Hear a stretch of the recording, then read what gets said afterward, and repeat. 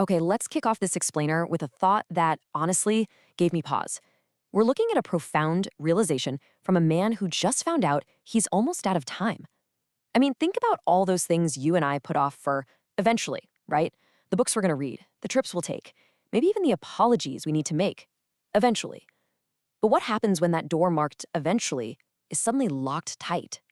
Welcome to the explainer. Today, we're diving into the cartography of life, redrawing the borders of existence. So our story centers on Tomás Halász. He's a 53-year-old cartography professor living in the Czech city of Brno.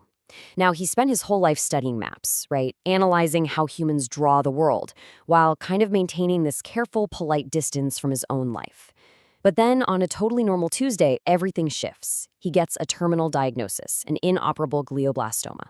And the timeline? Just 14 months. Maybe less, but almost certainly not more. That incredibly stark number just shatters his illusion of infinite time. He can't just assume he'll see his students grow up or read those books gathering dust on his shelf. He is forced, literally overnight, to confront the absolute boundaries of his own existence. What's so fascinating is how Tomás uses his literal day job, studying maps, to process this massive personal crisis. He starts thinking about the Tabula Paintingeriana. It's this ancient Roman itinerary map. Now, if you look at it today, you'd think it's a terrible map. The distances are totally distorted, the continents are squished. But that's the thing, it wasn't made for perfect geographical proportions. It was a practical guide to show a traveler exactly what their immediate next steps were, going from station to station. And it hits him. He's been using the wrong kind of map for his own life.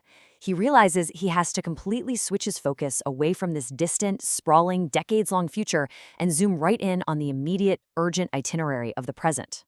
This really highlights a massive shift in his mindset. Before the diagnosis, Tomás essentially treated his body and his life like a rented, furnished apartment.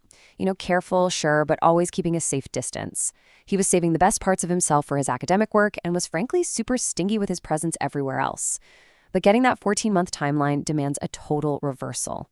It requires urgent appreciation, an unabashed, fiery presence. He figures out that what he used to call maintaining his dignity was really just a lifelong habit of avoidance. And this newfound urgency pushes him to create what he calls his inventory. He literally grabs a fresh notebook and systematically reevaluates 6 specific areas of his life. He moves away from abstract academic theories and digs into the deep, granular truths of his everyday reality. Because facts don't wait politely in a queue, right? So he looks at death, his name, his work, his body, his city, and his merit. His very first realization in this notebook is strikingly simple. He writes down that the tumor in his brain is growing at the exact same time the morning light hits his window, and at the exact same time a bowl of oranges on his kitchen counter is starting to go soft. The urgent and the routine, they're just coexisting. So instead of letting the massive abstract concept of his own mortality paralyze him, he makes a very literal, grounding choice. He's going to eat the oranges. He has to start exactly there, in the immediate present. And this shift cascades right into his marriage too. For 19 years, he's been mildly infuriating his brilliantly precise wife, Vera, by putting the coffee cups away in the wrong spot. He always just figured, I'll fix it eventually. But with eventually totally off the table, he realizes putting the cups away correctly isn't some grand, dramatic, dying man's gesture. No, it's a very specific, practical proof of his love for her. It's about respecting the reality of the person standing right in front of him.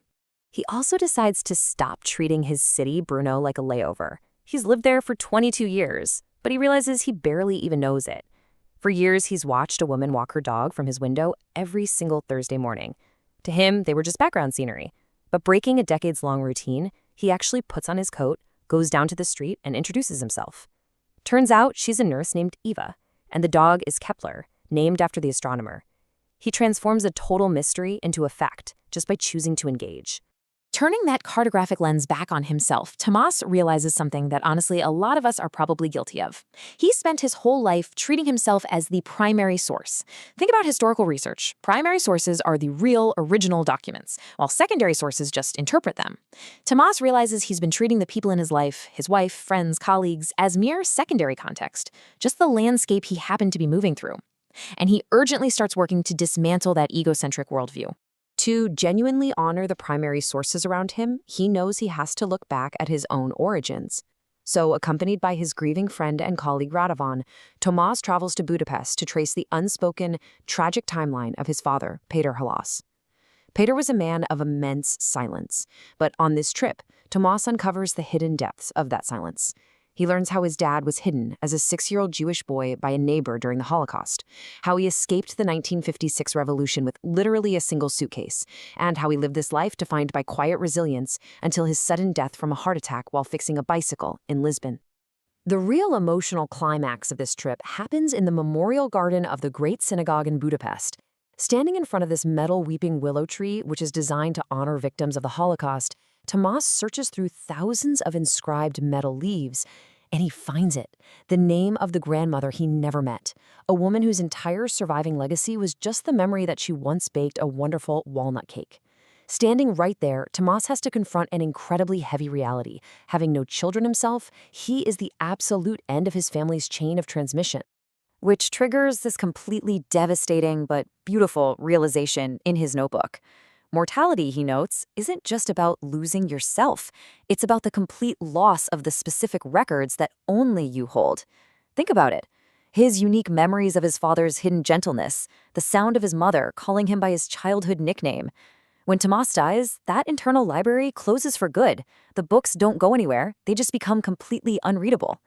Returning home to Brno, he finds immense solace in his absolute favorite historical documents, Portulan charts. These are 14th century coastal maps. And the thing is, they weren't drawn by theorists sitting safely in castles. They were drawn by actual sailors, looking directly at the coastlines from their boats, patiently correcting mistakes over generations.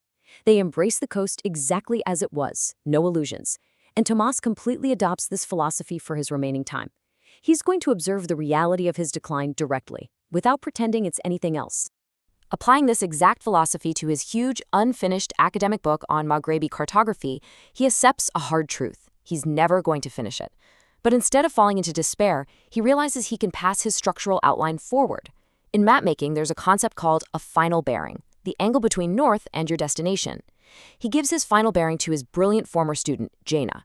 He passes the chart forward, completely trusting the next generation to keep drawing the coast. This marks a massive shift in how he views the world. He learns that leaving something incomplete isn't a failure at all. Whether it's an incomplete map, an incomplete book, or an incomplete life, these are just honest representations of the natural limits of being human.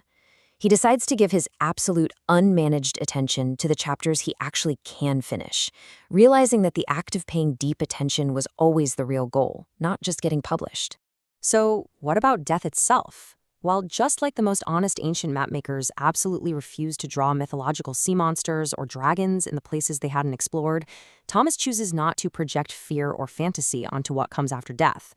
Those medieval mapmakers would just write that the sea continues beyond this point of which we have no certain knowledge, and they leave the rest of the parchment blank.